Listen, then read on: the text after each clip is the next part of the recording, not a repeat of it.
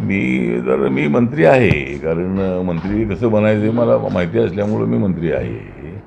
पण मी ते सिरियसली बोलत नाही असं नाही, मी ते सिरियसच बोलतो आहे. मी जो प्रस्ताव मांडलेला आहे त्याला जर प्रकाश आंबेडकरांकडून पॉझिटिव्ह रिस्पॉन्स आला तर मी काही त्यामध्ये बॅकफूट जाणार नाही आहे. भेटायला तर ते भेटले पाहिजे, ते भेटत नाहीत मला, ते नाही भेटून ते भेटत नाही आहेत. आणि मी प्रस्ताव आणि त्यांना जर आपण ऐकायचं विचारलं तर ते सांगतात माझा आणि ऐकायचा काही संबंध नाही आहे. पण माझी मत असं आहे की समाजाची इच्छा अशी आहे की बाळासाहेब आंबेडकर आणि मी एकत्र आल्यामुळं समाजाचं ऐक्य होऊ शकतं आणि बाकीचे नेते त्यामध्ये सगळे सामील होऊ शकतात. त्यामुळं आज आमच्या समाजामध्ये असं आहे की कुणी उठतो एक गट बनवतो, कुणी उठतो एक गट बनवतो, ऑल इंडियाचा अध्यक्ष होतो, लेटर छापतात आणि समाजाकडून त्याला विरोध अजिबात होत नाही आहे. त्यामुळे समाजाला वाटतं की ऐक्य झालं पाहिजे.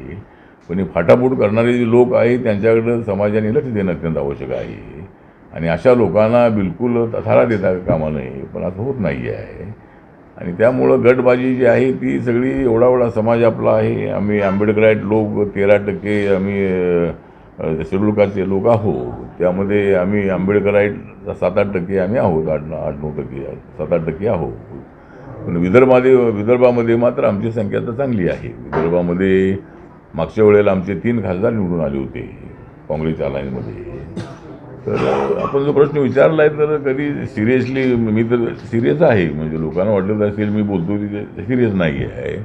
पण अनेक वेळेला मी जाहीररित्या ही भूमिका मांडलेली आहे आणि हे मी करून पाहिलेलं आहे की प्रकाश आंबेडकरांच्या शिवाय ऐक्य करून पाहिलेलं आहे. ते ऐक्य समाजाला मान्य नाही आहे. मागच्या वेळेला मी रेडॉलॉजी केली होती त्यावेळेला सगळ्या गटांना मी बोलवलं होतं, प्रकाश आंबेडकरांना बोलावलं होतं. पण त्यावेळेला काही ते त्यामध्ये आले नाही. पण बाकीचे सगळे गट होते, का गवई गट होता, कवाडी गट होता, खोबरागडी गट होता, तर सगळ्या गटाचे लोक ते त्यामध्ये होते. परंतु आम्हाला तसा ऐक्याचा जो अनुभव आहे तो काही त्यावेळेला आला नाही. जसा आम्हाला 90मध्ये ऐक्याचा अनुभव आला होता, 91मध्ये ऐक्याचा अनुभव चांगला आला होता, तेवढ्या लोकांकडून प्रचंड प्रतिसाद मिळाला होता. पण आता प्रकाश आंबेडकरांच्या शिवाय जे ऐक्य झालं त्याला काही आम्हाला एवढा रिस्पॉन्स मिळाला नाही. म्हणून लोकांची अशी इच्छा आहे की प्रकाश आंबेडकर आणि मी तर आणि बाकीचे सगळे एकत्र यावेत अशी जनतेची इच्छा आहे. जर तसं भविष्यात होत असेल तर आनंद आहे, समाजाचा त्यामध्ये फायदा होऊ शकतो. आणि कधी मी आपल्याला पूर्वी तर सांगितलं असेल की 1990मध्ये ज्या वेळेला काँग्रेसबरोबर युती करण्याचा निर्णय झाला त्यावेळेला जर प्रकाश आंबेडकरांनी पक्षाने घेतलेला काँग्रेसच्या अलायन्सचा निर्णय मान्य केला असता तर त्यावेळेला रिपब्लिकन पक्षाला कमीत कमी 30% सत्तेचा वाटा मिळाला असता. शरद पवार मुख्यमंत्री होते आणि 90मध्ये झालेल्या निवडणुकीमध्ये आम्हाला 30-40 जागा मिळाल्या असत्या. त्यामधल्या 20-25 जागा निवडून आल्या असत्या आणि रिपब्लिकन पक्षाचे 15, 16, 17 मंत्री झाले असते. पण आणि मतं मात्र आमच्या समाजाची सगळी काँग्रेसला मिळाली. तेवढ्याला काँग्रेस एकत्र होती. पण प्रकाश आंबेडकर हे आमच्यासोबत न आल्यामुळं आणि गवई साहेब नंतर आमच्यात आले नाहीत, कवाडे सर आमच्यासोबत आले नाहीत, खोबरा गट आमच्यासोबत आला नाही आणि मी फक्त काँग्रेससोबत गेलो आणि मला एकट्याला मंत्री बनवलं. सगळे मिळून जर आम्ही तिकडे गेलो असतो तर एक मोठी ताकद RPIची उभी राहिली असती. आणि जसं काँग्रेस राष्ट्रवादीचं सरकार, सेना भाजपचं सरकार, तसं काँग्रेस RPIचं सरकारची अशा पद्धतीची मान्यता मिळाली असती. पण त्यावेळेला काय या लोकांनी माझं ऐकलं नाही आणि त्यावेळेला मोठं नुकसान झालेलं आहे. समाजातल्या लोकांना अनेक कार्यकर्त्यांना सत्तेची संधी मिळाली असती, अनेक कार्यकर्ते मंत्री होऊ शकले असते, चेअरमन होऊ शकले असते. पण ती चूकमुळं आम्हाला आता काय त्यावेळेला का काँग्रेस अडचणीत होती म्हणून त्यांना RPIची प्रचंड आवश्यकता होती. त्यावेळेला आम्ही सगळे त्यांच्यासोबत न गेल्यामुळं आम्हाला आमचं फार मोठं नुकसान झालेलं आहे. त्यांनी बहुजन वंचित आघाडी बरखास्त करावी आणि त्यांनी बाबासाहेबांचा जो मूळ पक्ष रिपब्लिकन पक्ष आहे त्याच्यामध्ये यावं आणि त्यांनी पक्षाचं नेतृत्व करावं. त्यांच्या नेतृत्वाखाली काम करण्याची माझी तयारी आहे. बाकीच्या सगळ्या नेत्यांना त्याच्यामध्ये आणू, सगळ्या संघटना ज्या आहेत त्यांनाही त्याच्यामध्ये आणू आणि बलशाली असा जो पक्ष आहे हा बलशाली असा पक्ष उभा करण्याची आवश्यकता आहे आणि त्यासाठी जर पक्षाचा ऐक्य होत असेल तर माझी त्यासाठी पूर्णपणे तयारी आहे. भविष्यामध्ये हे घडो अशा पद्धतीची मी आशा व्यक्त करतो. दुसरा विषय जो आहे तो सध्या महाराष्ट्रामध्ये मंत्रिमंडळाचा विस्तार जो आहे, मंत्रिमंडळाचा विस्तार काय अजून होत नाही आहे. 16-17ला होणार अशी चर्चा होती, पण अजून काय विस्तार होत नाही आहे. आणि आमचा विस्तार होणार होता, पण तो अजितदादांचा विस्तार झाला, त्यामुळं आमचा विस्तार पुन्हा थांबलेला आहे. तर आता एक तर RPI हा जो पक्ष आहे हा गेल्या इमानीत 2012पासून मुंबईच्या BMC इलेक्शनपासून आम्ही BJP शिवसेनेसोबत आहोत. आणि प्रामाणिकपणाने आम्ही या दोन पक्षांच्या या ज्यावेळेला ही युती होती ज्यावेळेला RPI त्यामध्ये स्थापन आला त्यावेळेला या युतीची महायुती झाली. आणि या महायुतीच्या माध्यमातून रिपब्लिकन पक्षाला ज्या पद्धतीनं पार्टिसिपेशन मिळायला पाहिजे ते मिळत नाही आहे. एकतर आमचा समाज गोरगरीब समाज आहे आणि आमच्या लोकांची अपेक्षा आहे की जसं मला केंद्रामध्ये मंत्री केलेलं आहे त्याबद्दल देशभरातले लोकांना आनंद आहे, पण महाराष्ट्राच्या मंत्रिमंडळामध्ये सुद्धा एक मंत्री आमचा असावा अशा पद्धतीची मागणी माननीय देवेंद्र फडणवीस यांच्याकडे आपण यापूर्वीच केलेली आहे. आणि त्यांनी आश्वासन दिलेलं आहे की ज्यावेळेला विस्तार होईल त्यावेळेला RPIला एक मंत्रिपद देऊ अशा पद्धतीचा विश्वास त्यांनी दिलेला आहे. तर लवकरात लवकर मंत्रिमंडळाचा विस्तार मुख्यमंत्री आणि उपमुख्यमंत्र्यांनी करावा आणि त्याच्यामध्ये त्यांच्या मंत्र्यांबरोबरच RPIला एक मंत्रिपद मिळावं अशा पद्धतीची आमची अपेक्षा आहे. आणि त्या पद्धतीने जी महामंडळं आहेत ती लवकर करावीत. आता 1 वर्षाचा कालावधी इलेक्शनला राहिलेला आहे. ऑक्टोबर 2024ला सगळ्या निवडणुका येणार आहेत विधानसभेच्या.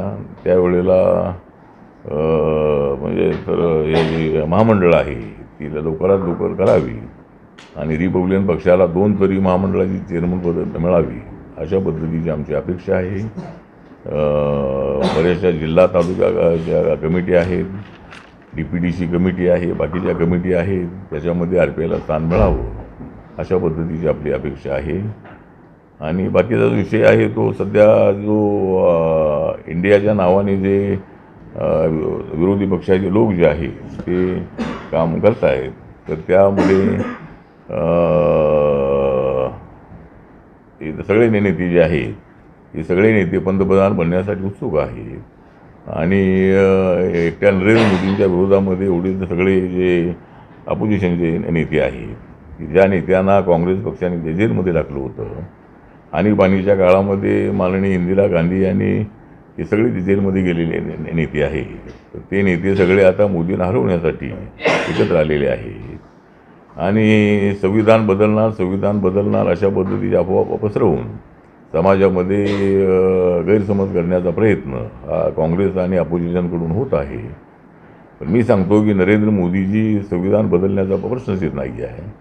नरेंद्र मोदी यांनी नवीन संसद भवनाला संविधान सदन हे नाव दिलेलं आहे. त्यांनी संविधानाला माथा टेकून शपथ घेतलेली आहे. ते सत्तेवर आल्यानंतर बाबासाहेबांची अनेक स्मारकं पूर्ण केलेली आहेत. मुंबईचं जे इंदू मिलचं स्मारक आहे ते 1112 कोटी रुपये खर्च करून आणि जवळजवळ 350 फुटाचा पुतळा आणि 100 फुटाचं फाउंडेशन असा भव्य 450 फुटाचा पुतळा त्या दादरला अरबी समुद्राच्या बाजूला उभा राहणार आहे. अशी अनेक कामं जी आहेत ती मोदींच्या काळामध्ये झालेली आहेत. त्यामुळं दलित समाजाने बौद्ध समाजाने गैरसमज करून घेऊ नये. संविधान हे बदलण्यासारखं अजिबात नाही आहे. हे बदलणार अशा पद्धतीने अफवा पसरवून समाजामध्ये वाद निर्माण करण्याचा प्रयत्न होतो आहे तो बरोबर नाही आहे. आणि यांनी किती प्रयत्न केला तरी मोदींच्या सोबत जनता आहे. नेते जरी नसलेही तरी म्हणजे हे विरोधी पक्षाचे नेते तर नसले तरी ते जनता आमच्यासोबत आहे. आणि आम्हाला पूर्णपणे आशा आहे की ज्या पद्धतीनं भारत आणि पाकिस्तानची मॅच झाली आणि त्या मॅचमध्ये भारताने जसं पाकिस्तानला हरवलेलं आहे तसं आम्ही या येणाऱ्या निवडणुकीमध्ये आम्ही INDIA हा जो विरोधी पक्षांचा अलायन्स आहे त्याला आम्ही हरवल्याशिवाय राहणार नाही असा आम्हाला पूर्णपणे विश्वास आहे. आणि आम्ही जी कामं केलेली आहेत अनेक रोड मोठ्या प्रमाणात चांगले झालेले आहेत. अनेक लोकांचा फायदाही झालेला आहे. सगळीच कामं आम्ही केली तर नाही आहे. G20 सारखं अध्यक्षपद आपल्याला मिळालं आणि जगभरातल्या 20 कंट्रीचे तर लोक आलेच आले, परंतु इतरही देशाचे काही लोक त्यामध्ये सामील झाले. आणि हे नरेंद्र मोदींच्यामुळेच घडलेलं आहे. त्यामुळं मला असं वाटतं की नरेंद्र मोदींना बदनाम करण्याचा किती प्रयत्न केला तरी ते लोकांमध्ये लोकप्रिय आहेत आणि ते तिसऱ्यांदा या देशाचे पंतप्रधान होतील अशी आम्हाला पूर्णपणे अपेक्षा आहे. मुझे लगता है कि महाराष्ट्र में तो अभी जो विस्तार होगा तब हमको मंत्री पद मिलेगा, बाकी जब महामंडल होगा तो उसमें भी हमको मौका मिलेगा. लेकिन जिस तरह 5 राज्यों के चुनाव हो रहे हैं तो 5 राज्यों में रिपब्लिकन पार्टी का यूनिट है. मिज़ोरम में है, छत्तीसगढ़ में है, मध्य प्रदेश में, राजस्थान में, तेलंगाना में है. लेकिन वहाँ इतने कैपेबल कैंडिडेट हमारे पास नहीं है, इसीलिए मतलब वहाँ उतनी ताकत हमारी नहीं है. इसीलिए कुछ राज्यों में हम कुछ सीटें लड़ रहे. लेकिन मध्य प्रदेश में मैं 19 तारीख को था, वहाँ माननीय शिवराज सिंह जी, भूपेंद्र यादव जी जो वहाँ के इंचार्ज है, डॉक्टर BD शर्मा जी वहाँ के अध्यक्ष हैं, उनके साथ मेरी बातचीत हुई और मेरे कार्यकर्ताओं के साथ भी मेरी बातचीत हुई. हमारे वहाँ के स्टेट कमेटी की मीटिंग भी हुई और उन्होंने भी मुझे प्रस्ताव दे दिया कि भाई अपन सीट खड़ी करके इतना वोट मिलेगा नहीं.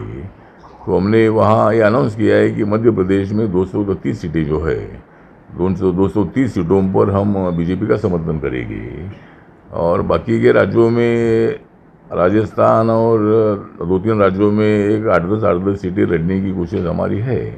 बाकी की जगह पर हम BJP का समर्थन करेंगे.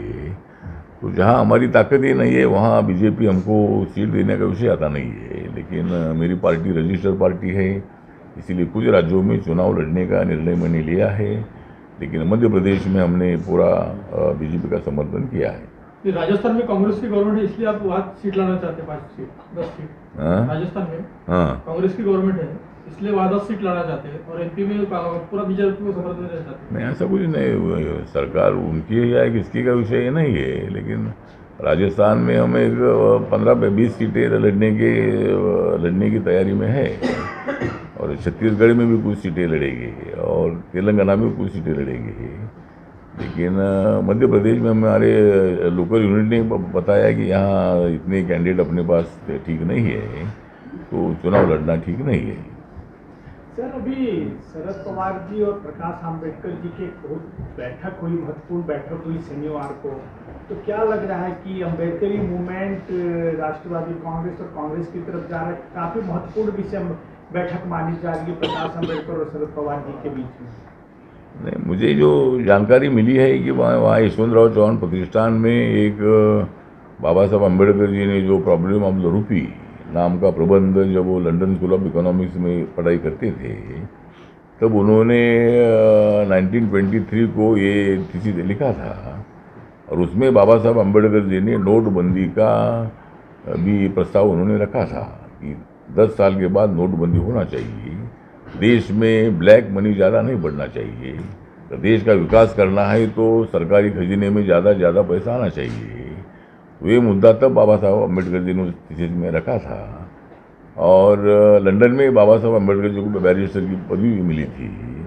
तो जिस तरह मतलब तो वो जो इसकी सेंचुरी है आज 23 में 100 साल पूरे हो रहे उस प्रॉब्लम को, इसीलिए यशवंतराव चौहान प्रतिष्ठान में कुछ एक फंक्शन था, उसमें प्रकाश आंबेडकर जी को भी बुलाया गया था और उसमें सुप्रिया सुले भी थी. तो प्रोग्राम के बाद सुप्रिया सुले जी ने बाला साहब को विनती किया कि भाई पवार साहब ऊपर बैठे चाय पीने के लिए चलो. तो फिर वो ऊपर गए और पवार साहब को मिले. वो पॉलिटिकल भेंट हम नहीं मानते हैं और अगर वो मतलब महाविकास आघाड़ी में जाना चाहते हैं तो उनको क्या करना है वो उनको पूरा अधिकार है. लेकिन जहाँ तक मेरा जजमेंट है, मेरा अनुभव है, उसके मुताबिक प्रकाश आंबेडकर वहाँ अपोजिशन में महाविकास आघाड़ी में नहीं जाएगी, ऐसा मुझे लगता है. और पवार साहब का और उनका 36 का आंकड़ा है. लेकिन जिस तरह पवार साहब से उनका कभी नहीं जमता है और पवार साहब पर उनका बहुत बड़ा गुस्सा इसलिए है कि पवार साहब ने मुझे मंत्री बनाया था. पवार साहब के और मेरे संबंध अच्छे हैं, आज भी मेरे संबंध बहुत अच्छे पवार साहब के साथ, मेरे संबंध पवार साहब के साथ भी अच्छे हैं और अजीत दादा के साथ उससे ज़्यादा अच्छे हैं। इसी तरह मतलब तो इसीलिए उनका और इनका तो जमेगा ऐसा मुझे लगता नहीं है, लेकिन ठीक बात है, अगर वो मैं मिटा दे, राजनीति में आगे पीछे होता है। अगर प्रकाश आंबेडकर जी वहाँ जाना चाहते तो जा सकते हैं, नहीं जाना चाहते तो उनके ऊपर है, लेकिन वो पॉलिटिकल भेंट नहीं थी। वो अचानक वहाँ से चाय पीने के लिए गए थे, लेकिन चाय पीते पीते कुछ गड़बड़ ना हो ऐसी हमारी अपेक्षा है। तर आज उद्या 67वा धम्मचक्र प्रवर्तन दिन नागपूरच्या दीक्षाभूमीवर साजरा होत आहे आणि देशभरातून लाखोच्या संख्येने लोक या ठिकाणी आलेले आहेत.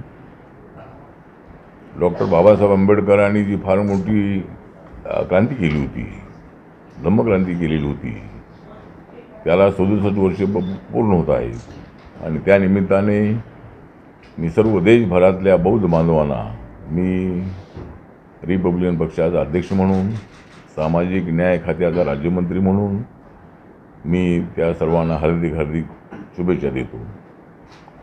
एक तर काल आपल्या कुठलं हॉटेल सेंट्रल पॉईंट या हॉटेलमध्ये एक बैठक झाली आणि त्या ठिकाणी नागपूर शहरामधले बरेचसे उद्योगपती जे बुद्धिस्ट आहेत, आंबेडकराईट आहेत, अनेक जातीचे धर्माचे उद्योगपती, जवळजवळ 40-50 उद्योगपती उपस्थित होते आणि त्यांनी रिपब्लिकन पक्षाला पूर्णपणे पाठिंबा देण्याचं ठरवलेलं आहे. आणि आमचा जो उद्योग सेल आहे त्या उद्योग सेलला विदर्भामध्ये ॲक्टिव्ह करण्याचं इथं ठरवलेलं आहे. त्याप्रमाणे डॉक्टर सुचित कुमार रामटेके हे नागपूर शहरातले उद्योजक आहेत, ते बिल्डर आहेत, ते पेशाने तसे डॉक्टर होते, MBBS झालेले डॉक्टर होते, पण ते डॉक्टरचा व्यवसाय न करता ते या बिल्डरच्या व्यवसायामध्ये आलेले आहे. त्यांनी पक्षामध्ये प्रवेश केलेला आहे. पीपल्स रिपब्लिकन पक्षाचे शहर अध्यक्ष रोशन तेल रांधे यांनी आपल्या पक्षामध्ये प्रवेश केलेला आहे. युवराज मातनकर नावाचे एक उद्योजक आहे, त्यांनी पक्षात प्रवेश केलेला आहे. भारत मुक्ती मोर्चामध्ये काम करणारे अशफाक अली यांनी RPIमध्ये प्रवेश केलेला आहे. त्याचबरोबर डॉक्टर शीतल उमरे या डॉक्टर आहेत, त्यांनी पक्षात प्रवेश केलेला आहे. आणि उद्योजक साबीर अन्सारी यांनी सुद्धा RPIमध्ये प्रवेश केलेला आहे. अशा अनेक लोकांनी रिपब्लिकन पक्षामध्ये प्रवेश केलेला आहे.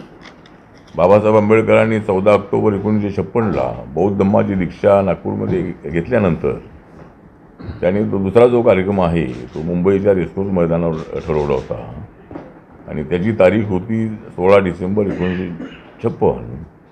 पण बाबासाहेबांचं महापरिनिर्वाण जे आहे ते 6 डिसेंबरला झाल्यामुळं 16 डिसेंबरचा कार्यक्रम होऊ शकला नव्हता.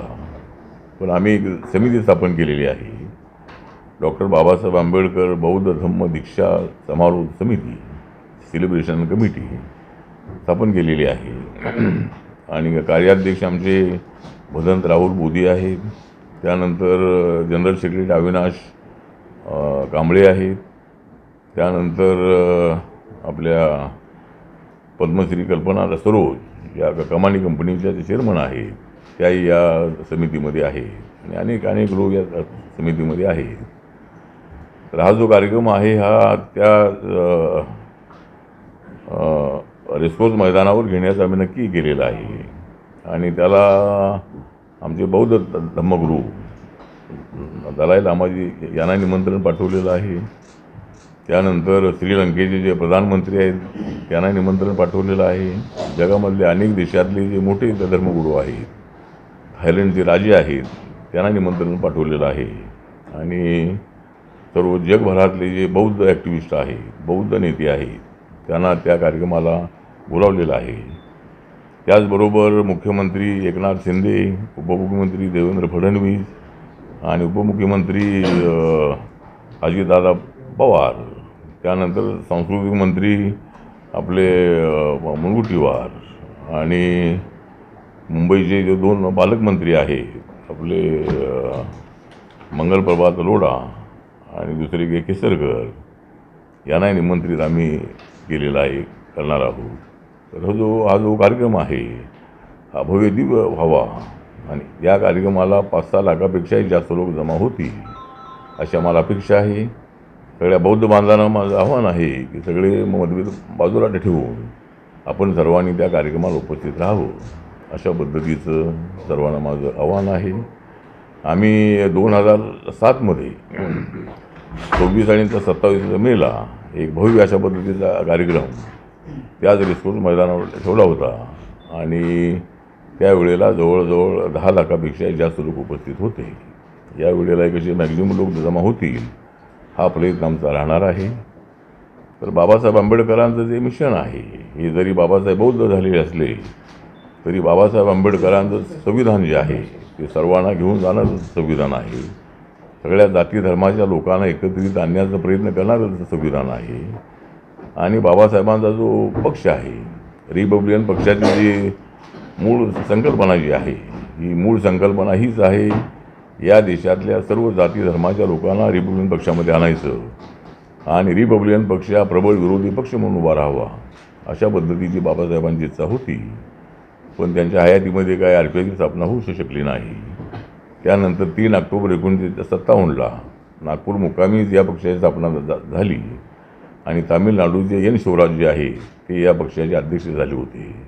त्यावेळेला बॅरिस्टर राजाभाऊ खोब्रागडे होते, बाबू आवळेजी होते, RD भंडारे होते, BC कांबळे होते, असे सगळे जुने नेते जे होते ते त्या नागपूरमध्ये आले होते आणि त्या सर्वांनी RPIची स्थापना केलेली होती.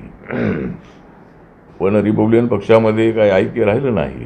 सुरुवातीला दुरुस्त आणि ना दुरुस्त अशा पद्धतीचे 2 गट पडले आणि 1957मध्ये स्थापन झालेला जो पक्ष आहे तो 1958मध्ये फुटला आणि त्यानंतर पक्षामध्ये सातत्यानं गटबाजी राहिलेली आहे. रिपब्लिकन पक्षामध्ये ऐक्य होत नाही आहे. लोकांची मात्र इच्छा आहे की ऐक्य झालं पाहिजे, पण लोकांनीच आता ऐक्याची भूमिका जी आहे ती आपण योग्य पद्धतीनं आम्ही मांडतो आहोत. माझ्या वतीनं तर मी अनेक वेळेला सांगितलं की माननीय प्रकाश आंबेडकर यांनी पक्षाचं अध्यक्ष व्हावं. नाव घेताना आपण असा किंवा सर्व सत्ता पक्षातले मंत्री सर्व इंडिया आघाडीचे नाव घेताना कधीच इंडिया म्हणत नाही. आपण INDIA हा उच्चार करता. आपल्यासोबत सर्वच जण. ही काय त्या आघाडीची भीती समजायची? नाही, म्हणजे इंडियाबद्दल आम्हाला अभिमान आहे. पण यांनी बनवलेल्या आघाडीला त्यांनी राहुल गांधींच्या डोक्यातून काहीतरी शॉर्ट फॉर्म फुल फॉर्म निघाला आणि त्यांनी जोडून तोडून त्याचा इंडिया हे केलेला आहे. आमचं मत असं आहे की एखाद्या अपोजिशन आघाडीचं नाव इंडिया ठेवणं योग्य नाही आहे. इंडिया हा आपला देश आहे. इंडियाबद्दल आपल्याला अभिमान आहे. आमची रिपब्लिकन पार्टी ऑफ इंडिया आहे, तसे अनेक कम्युनिस्ट पार्टी ऑफ इंडिया आहे, communist party of Marxist India आहे, म्हणजे असे आहे. तर त्याचं नाव देताना त्याला इंडिया बोलणं योग्य नाही असं आमचं मत आहे. आहे ना, आमच्या पक्षात आहे, पण नाही आमच्या पक्षात इंडिया आहे ते तुम्ही घेऊ नका. आमच्या पक्षामध्ये इंडिया आहे ते तुम्ही घेऊ नका. तुम्ही अपोजिशन म्हणा आणि काहीतरी आघाडी म्हणा, परिवर्तन आघाडी म्हणा किंवा मोदी विरोधी आघाडी म्हणा किंवा काही नाव द्या. नाही, इंडियाला विरोध नाही, पण इंडिया या केलेल्या आघाडीला आमचा विरोध आहे. कारण या आघाडीचा आम्हाला विरोध आहे. आणि मोदींना किती विरोध केला तरी मोदी काय एवढे शांत बसणारा माणूस नाही आहे. मोदी हे अत्यंत चलाक नेते आहेत, ॲक्टिव्ह नेते आहे. आणि ठीक आहे, त्यांना आम्हाला हरवण्याचा अधिकार आहे. लोकशाहीमध्ये ज्यांना बहुमत मिळतं, आता एवढे 70 वर्ष काँग्रेस सत्तेवर होती, त्यावेळेला BJP कुठं होती त्या सत्तेवर. आता BJPला संधी मिळालेली आहे, लोक त्यांच्यासोबत आहेत आणि आम्हाला विश्वास आहे लोक आमच्यासोबत येतील आणि आम्हाला सत्ता मिळेल. त्यांचं म्हणणं असेल की आम्हाला सत्ता मिळेल, तर त्यांना आमचा सवाल आहे तुमचा कोण पंतप्रधान उमेदवार आहे. काँग्रेसमध्ये तर 2 उमेदवार अनाऊन्स करण्यात आलेले आहेत, राहुल गांधी आणि मल्लिकार्जुन खरगे. काँग्रेसला माझा सवाल आहे की तुम्ही खरगेंना अध्यक्ष बनवलं, ज्यावेळेला कर्नाटकमध्ये त्यांना मुख्यमंत्री बनवण्याची संधी 2-3 वेळेला आली होती, त्यावेळेला दलित आहेत म्हणून त्यांना तुम्ही बाजूला ठेवलं आणि इतरांना तुम्ही अनॲक्टिव्ह लोकांना तुम्ही मुख्यमंत्री केलं. तर आता कुणीतरी अनाऊन्स केलं का काँग्रेसच्या की आमचे राहुल गांधी किंवा मल्लिकार्जुन खरगे पंतप्रधान होतील म्हणून. आणि आता तिकडे ते नितीश कुमार म्हणतात की आम्ही पंतप्रधान आहोत. ममता बॅनर्जी म्हणतात की मी पंतप्रधान होणार आहे. तर अशा पद्धतीनं त्यांच्या विरोधी पक्षामध्येच अलीकडं उद्धव ठाकरेजी संजय राऊत म्हणतात ते अगोदरपासून म्हणतात ते की उद्धव ठाकरे मुख्य प्रधानमंत्री बनण्याच्या कॅपॅसिटीचे आहे. तर आता त्यांना इकडं 40 आमदारच त्यांना सांभाळता आले नाही. त्यामुळं तिकडं जाऊन किती MPचं सांभाळणार ते. त्यामुळं यांचं स्वप्न आहे आणि ते स्वप्नामध्ये सगळे पंतप्रधानपद बघताय. तर ते सहजासहजी एवढं शक्य नाही, पण तुम्हाला शक्य असेल आपण प्रयत्न करा. आपल्याला प्रयत्न करण्याचा अधिकार आहे. जनतेला आपल्या बाजूला वळवा. पण मोदीवर टीका करून तुमच्यासोबत लोक अजिबात येणार नाही आहे. आणि एवढंच उदाहरण देतो की मागच्या निवडणुकीमध्ये राहुल गांधींनी राफेलच्या मुद्द्यावर मोदींना घेतलं होतं. रोज ते त्यांच्यावर आरोप करत होते. पण सुप्रीम कोर्टाने सांगितलं की त्याच्यामध्ये कसलाही भ्रष्टाचार झालेला नाही आणि राहुल गांधींनी माफी मागावी असा आदेश कोर्टाने दिल्यानंतर राहुल गांधींना माफी मागावी लागली होती. त्यामुळं आमच्या सरकारमध्ये अशा पद्धतीनं काही चालत नाही आहे. त्यामुळं ठीक आहे, तर त्यांनी प्रयत्न करावा, पण इंडिया हा शब्द त्यांनी वापरू नये. आणि माझ्या पक्षाचे एक ॲडव्होकेट मिथिलेश पांडे आहेत, सुप्रीम कोर्टामध्ये वकील आहे. त्यांनी दिल्ली हायकोर्टामध्ये एक रिट पिटिशन टाकलेलं आहे आणि त्यामध्ये त्यांनी म्हटलेलं आहे की इंडिया नावाचा वापर विरोधी पक्षांनी करू नये. इंडिया म्हणून तुमचं INDIA आहे, मग त्याला काय तुम्ही इतर नाव द्या, पण आघाडीला तुम्ही इंडिया असं नाव तर देऊ नका, असं रिट पिटिशन टाकलेलं आहे. त्याच्यावर लवकरच सुनावणी होणार आहे आणि ठीक आहे, त्यांना करा. सर आपने